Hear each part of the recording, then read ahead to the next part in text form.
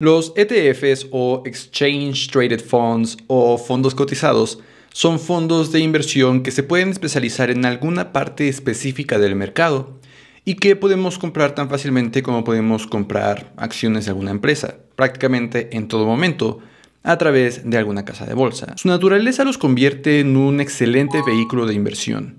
En solo minutos podemos estar invirtiendo en una gran variedad de activos con montos mucho más bajos de lo que costaría comprarlos por separado, además de que no tenemos que preocuparnos de administrar nuestras inversiones. Por si esto no fuera poco, el invertir a través de estos fondos cotizados nos permite muy fácilmente diversificar correctamente nuestro portafolio. Y es por eso que los recomiendo tanto. De hecho, constantemente menciono ETFs como VOO para invertir en Estados Unidos, VEA para invertir en economías desarrolladas, VWO para invertir en economías emergentes y VNQ para invertir en bienes raíces. Estos, por supuesto, no son en lo absoluto los únicos ETFs que están disponibles. Hay ETFs para todos los gustos. Teniendo, sin embargo, tantas facilidades, los inversionistas fácilmente quedamos expuestos a varios errores que, lejos de beneficiarnos, podrían hacernos perder mucho dinero. En este video, entonces, hablemos específicamente de 5 cosas que debemos de evitar al momento de invertir a través de estos ETFs o fondos cotizados. Hola, yo soy Eduardo Rosas y este es mi canal de finanzas personales. En este canal hablo sobre inversiones, planeación para el retiro, generación de nuevas fuentes de ingreso y varios otros temas de finanzas personales en general. Así que, si es tu primera vez por aquí, considera suscribirte. En este video entonces hablemos sobre 5 cosas que debemos de evitar al momento de invertir a través de ETFs, Exchange Traded Funds, fondos cotizados. Y la primera de ellas es no elegir ETFs activamente administrados. En un ETF administrado justamente hay un administrador o incluso un equipo, una empresa completa, evaluando todo el tiempo qué se debe de comprar, qué se debe de vender y cuándo se deben de realizar estas operaciones. Aunque esto inicialmente podría sonar a algo positivo, definitivamente suena a que si unos expertos están administrando mi dinero, debería de generar mayores rendimientos que no hacer nada a través de un ETF pasivamente administrado.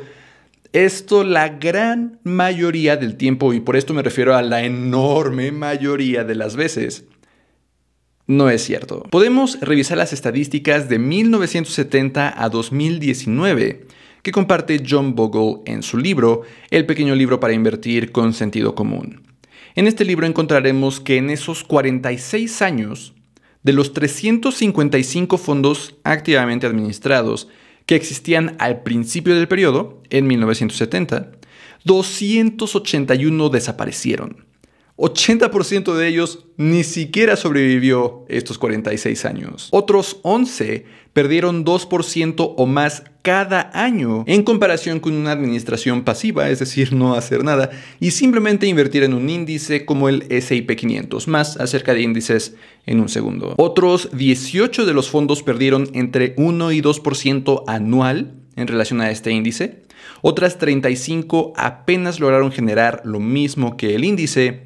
Y solo 10 lograron ganarle a este índice durante los 46 años. Y de esas 10 además, solo 2 le ganaron el índice por más de 2% anual. 2 de 355 generaron 2% de rendimiento anual o más que el índice S&P 500 durante estos 46 años. Es importante justamente entonces elegir ETFs que sigan a un índice. Y de preferencia no cualquier índice porque hay muchísimos, pero índices probados por décadas y décadas como el S&P 500 que mencionaba. Esta administración pasiva a través de un índice no cambia todos los días como podría ser con la administración activa.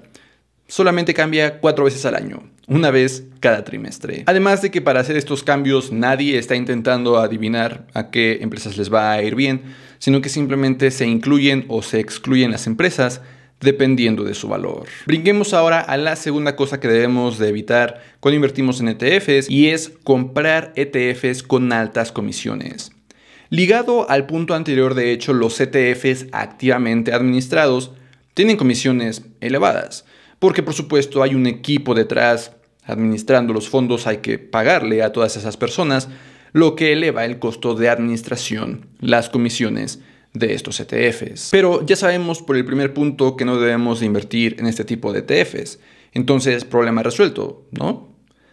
No, porque esto no quiere decir que los fondos pasivamente administrados no cobren comisiones. Es importante entonces que cuando decidas invertir en un mercado en particular, compares a varios ETFs. Vanguard suele tener las comisiones más baratas del mercado. Su fundador, que sucede ser el autor del libro que mencionaba, El pequeño libro para invertir con sentido común, se enfocaba mucho en disminuir las comisiones y Vanguard hoy en día sigue siendo reconocida por ello. Podríamos, por ejemplo, comparar a IVV Peso con VOO. Ambos ETFs siguen al índice S&P 500, aunque IVV Peso agrega por ahí un componente de protección cambiaria peso-dólar. Imaginemos que como ambos siguen al S&P 500, ambos generan exactamente el mismo rendimiento durante los siguientes 40 años. Sin embargo, IVV Peso tiene un costo de administración de 0.49%, 16 veces más que el 0.03% de VOO, que resulta de Vanguard justamente. Incluso a estas escalas de comisiones tan pequeñas que no llegan ni al 1%, es más, ni siquiera a la mitad de un 1%. Tras invertir 100,000 pesos por 40 años, la diferencia sería de 4 millones de pesos. El tercer punto que también tenemos que tener en cuenta cuando invertimos en ETFs es revisar las inversiones. Hay por supuesto que siempre saber en qué estamos invirtiendo y evitar a toda costa el invertir en algo que no conocemos. Por ejemplo, si tú decides que quieres invertir en China, no es suficiente el saber que un ETF en particular invierte en China. Dos ETFs que se especializan en China pueden tener inversiones distintas. Por lo mismo, estar orientados a inversionistas distintos y generar rendimientos completamente distintos. Hablando del ejemplo de querer invertir en China, existe un ETF que se llama ASHR. Este ASHR invierte en su gran mayoría en la China continental. Si además buscáramos cómo se conforma el portafolio de este ETF, encontraríamos que el 30% está invertido en el sector financiero, mientras que 13% está invertido en el sector tecnológico. Este ETF en los últimos 5 años habría generado un rendimiento promedio anual de 14%. Por el otro lado existe un ETF que se llama CQQQ, que si has escuchado del ETF QQQ quizás ya sabes para dónde va esto, pero este ETF invierte aún en su mayoría en China continental, pero principalmente a través de Hong Kong. Además de que este ETF sí puede incluir empresas chinas listadas en el mercado de Nueva York. Este ETF además es esencialmente 100% al sector tecnológico.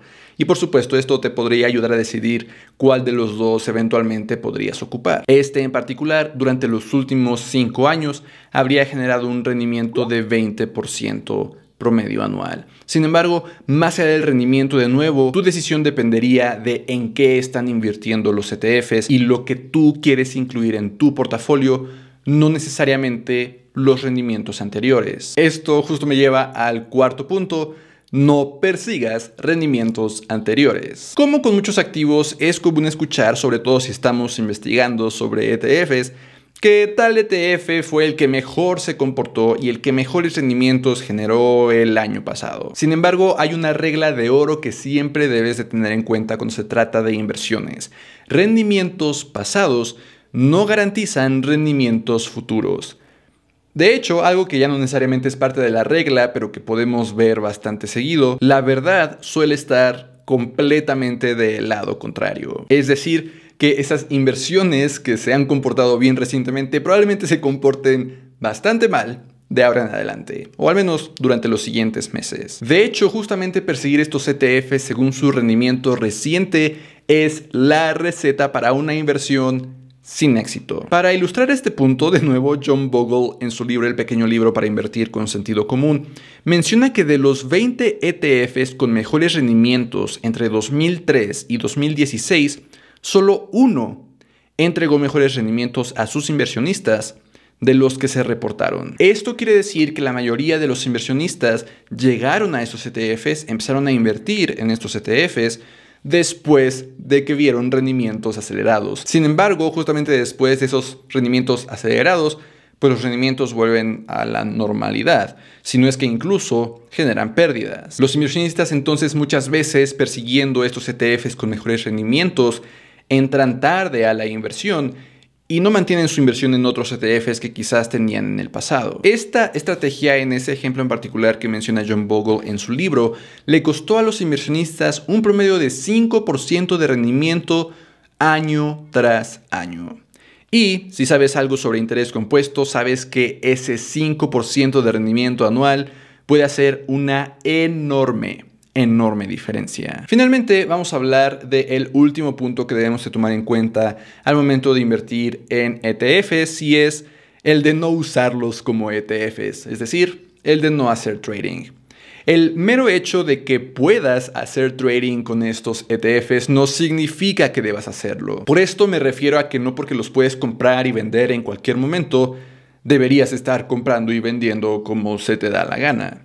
Esto no solamente, número 1, genera comisiones adicionales por cada compra y cada venta. Número 2, además debes de pagar impuestos cada que generas ganancias, lo que por supuesto disminuye el capital que tienes invertido, lo que por supuesto disminuye los rendimientos, sino que además este trading, esta administración activa, como ya lo mencionaba, genera peores rendimientos que el mercado. Si solo 10 de 355 fondos lograron ganarle a una administración pasiva, cuando esos fondos se supone que tienen a profesionales trabajando en eso día tras día, ¿cómo podemos esperar nosotros generar mayores rendimientos que, por ejemplo, el índice S&P 500? Si quieres conocer un poco más acerca de estas comparaciones entre estrategias de administración activa y estrategias de administración pasiva, te recomiendo ampliamente, como quizás ya te diste cuenta, este libro de John Bogle, El pequeño libro para invertir con sentido común. Si te llama la atención, te lo dejo ahí abajo en la descripción.